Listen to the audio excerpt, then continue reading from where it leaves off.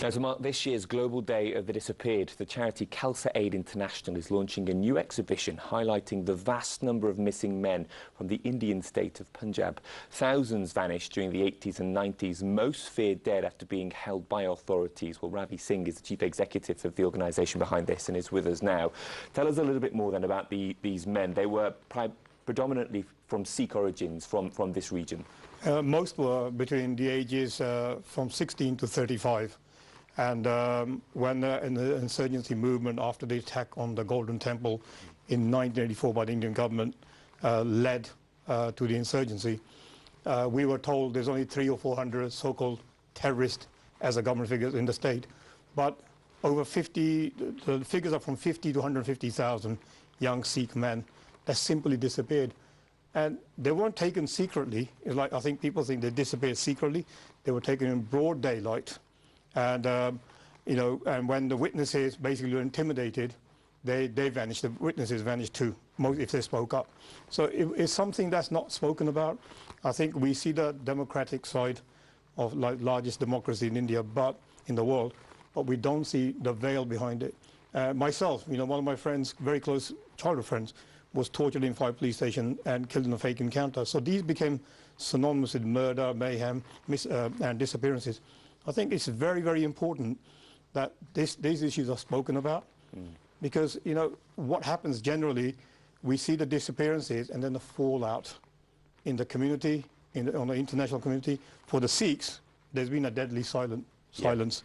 I mean, not many people know what happened to Punjab.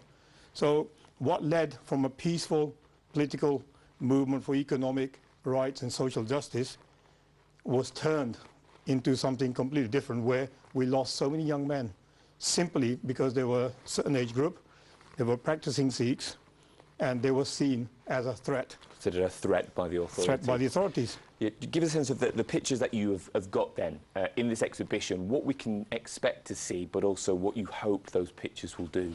I think what you expect to see is like out of sight, out of mind. People forget what happened, even in our own community.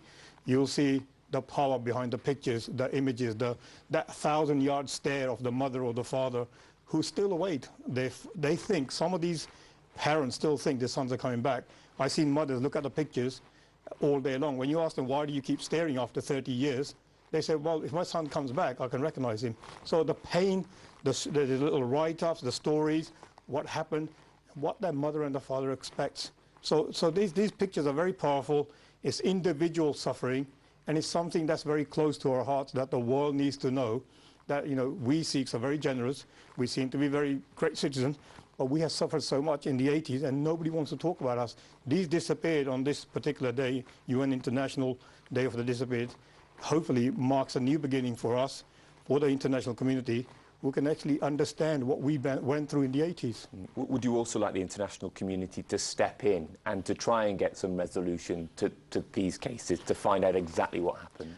Well, we know there's tens of thousands were cremated in particular cremation fields, and the guy who discovered them, Jaswant Singh Kalra, he's a human rights activist, spoke at the British Parliament, simply disappeared too in mid-90s.